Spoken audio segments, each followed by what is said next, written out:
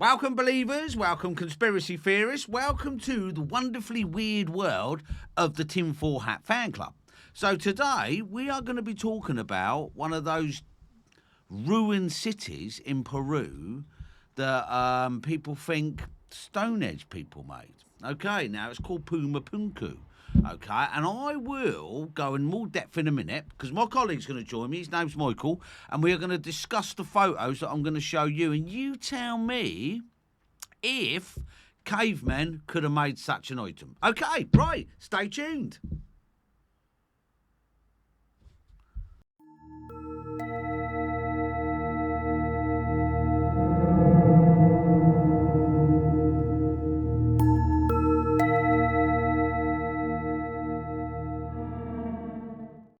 Welcome back, believers. Welcome back. And as I say, we're going to be talking about Pumapunku. Okay, a ruined city in Peru. So this is Michael. He's my guest. He's just as interested as I am. So what we're going to do, we're going to look at the photos and we're just going to discuss them. And then you could let me know what you think at the end. So let's crack on then. Right, the first photo. So, right, okay, the first photo is what they call the H blocks. Okay, Mike, what do you think? Well, the precision on these, considering they're between 12 and 17,000 years old, is pretty spectacular. But the precision in this kind of work, considering the age of these H blocks, is impressive. Yeah, very impressive. Yeah. Also, as well, these H blocks, gang, right, they actually connect together. They lift up and they slide into place. So, modern Lego construction, if you will. Yep. There's no mortar, No. okay, so they don't need mortar. So do you think this photo, cavemen would be able to make them? I doubt very, very much. Yeah, me either. Because there's no forest, there's no wood or timber nearby No. to create any kind of pulleys or lifting equipment or anything, because they do slot in place. Yeah, they do. You can see by the grooves, etc. In the picture. Yeah. I doubt very, very much that an ancient civilization, let's say cavemen, Yeah. 12, 15, 17,000 years ago, Yeah. will be able to either make them or slot them together. Or, I totally agree. or even move them, to be honest. Totally agree. I mean, if you look at those, there's no way cave. Now, obviously, it depends who you talk to, what you watch and what you don't watch. But these range from 10,000 to 17,000 years old. Right. There is no way they're made by man, as far as I'm concerned. No. Okay, let's look at the next picture. Yep. Right, again, same thing. We've got the H blocks. Okay, you can see there's something sandwiched in between them, and apparently they interlock too. But now this, for instance. Now, what is that? That looks like some kind of interlocking device Yeah, what is to that? join two together. Yeah, I mean, if you can see it, I mean, you've got those full markings there. I mean, if you was a caveman, would you bother carving out intricate shapes like that? No. You wouldn't, would And you? in modern times, what you would do, obviously they didn't work with metals in those days, 12,000 years ago. What we would do would melt metal and make some iron bars that slotted into these holes Good point. and lock them together. Yes, But- that is a good point. You know, so many thousand Yeah. years ago, we weren't working with No, metals. no, we wasn't. No, we certainly wouldn't. We were too busy to do that anyway. Yeah. You know, look, if you're a caveman, the first thing you worries about is shelter, food, and survival. Yeah. That really is it, really. Yeah. Oh, and not getting eaten by anything. You're not going So, to spend weeks and weeks carving out this You are kind not of. going to spend weeks and weeks No. carving that out. No. And apparently, some of these is cobalt. What was it? What did I call it?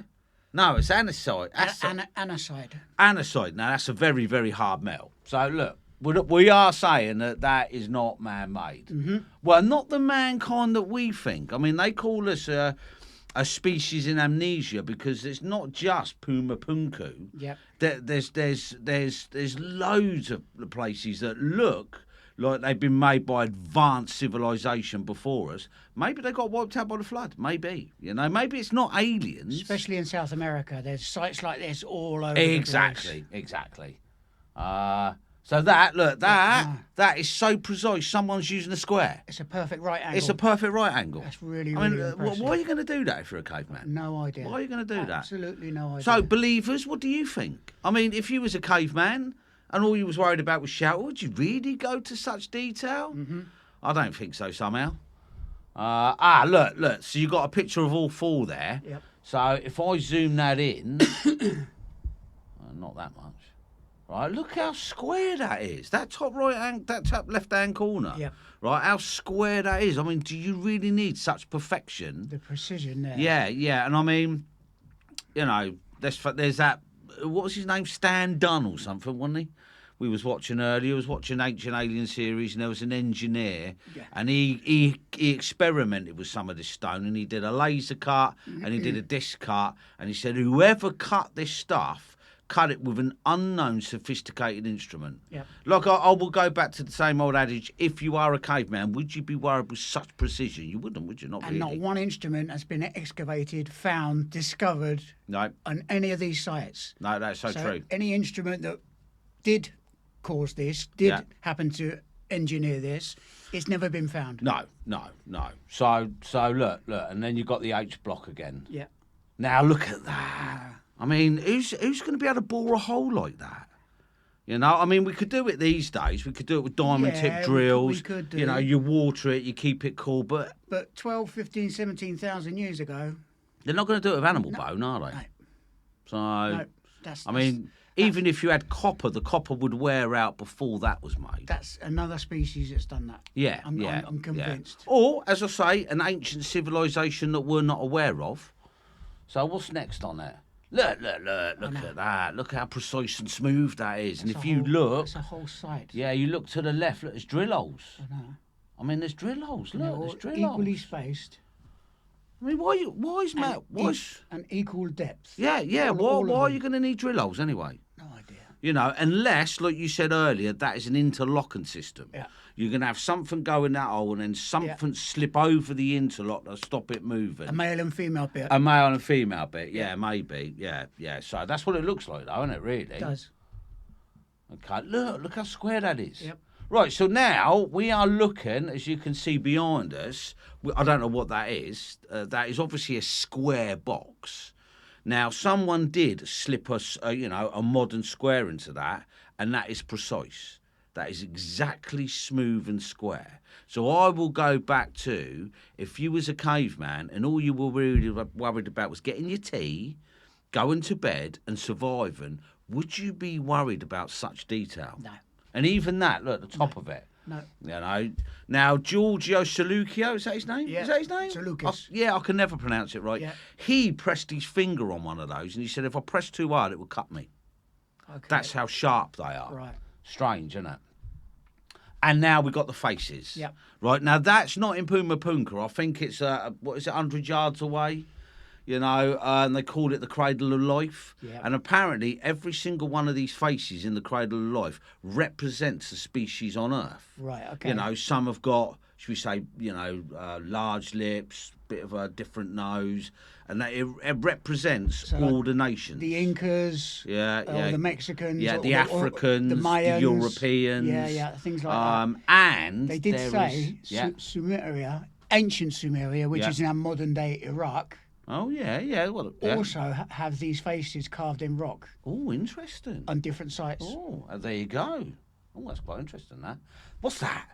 What's that, Mike? That's a perfect circle. What is that? It's a perfect circle. I mean, it looks like something you'd either stick a water pipe through. Is that the sun coming through or someone with a torch? I reckon it's someone with a torch. At the other end. Yeah, just to show how smooth and round yeah. it is. You know, so, I mean, who would bother with that? See, that's impressive. Yeah, so what do you think? What do you think, believers? What do you think about that? That. Show us in your comments. Yeah, show us in your comments. I mean, that is crazy, isn't it, really? Right, and then you got that. Yeah. Right, so you've not only got a hole, you've got a perfectly routed line going to that hole. That looks like a drainage. It does look like a drainage, doesn't Something it? that catches the rain. Yeah. And it goes down the hole and it's caught with something. Yeah, with something. Don't know. You know? Some sort of aquatic system, it looks like, doesn't it? I mean, we're only guessing, believers. I mean, no one really knows, but I'm going to go with Mike's assumption there. You got that routed edge that would take the rainwater, that would go down there and possibly go to an aquatic system somewhere. Yeah. That's what it looks like, Yeah, isn't it? definitely. Okay, and more drill holes. Another one. I mean, if you look at those drill holes, they're perfectly spaced. Yep. If we say they're 6 centimetres, every single one is exactly spaced in the same distance. Yep. Do you need such perfection? Not really, do you? I mean, like we say, we're going to go back to that original one we see with the drill holes. We just don't know. We don't know what the use is. Is that an interlocking system? It could be. Yeah, it could be, man. Again, we could be. It could be. We're only tin hat wearing freaks. We don't know, gang. We do not know. We're guessing as well. We're guessing as well. A bit more. Obviously, you can see the smoothness on that picture. I mean, it's broken. Now, there is rumour. There was one, I think he was German, who said that maybe this city is so old it got ruined by a flood. Yeah. You know, and got destroyed. Yeah. But as I say, we don't know. That looks like it's fallen over. It does, doesn't it? Well, and that's broken there. In half, and it's broken there. Yeah. Yeah, it's broken in half. Okay, we're going back to the shoebox. Yeah. That is the one that, Giorgio Salucchio, is that his name? Yep. Is that pronounced right? Giorgio Salucchus. Salucchus. That is the one where he pressed his thumb on it and nearly cut himself. Okay. It doesn't look that sharp in the picture, but apparently, you can't press too hard or it will cut you. Yep. So...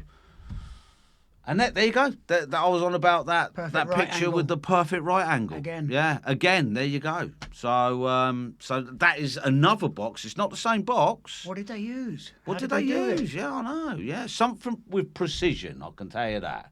And there you go. Right, there's your pictures, gang. What do you think? What do you think about Pumapunka? Would you say that this was made by ancient humans who hadn't invented the wheel, apparently, who hadn't invented fire, who didn't really have an organised language? Do you think they could make that? Or do you think it's an alien base? Because there is rumour, when the Spanish first met the Incas, they asked who built this city, and the Incas said it was the gods, and they made it overnight. Okay. Now, obviously, that's a verbal... that they brought that down through history. Now, normally you'd say the gods come from the sky. Yeah.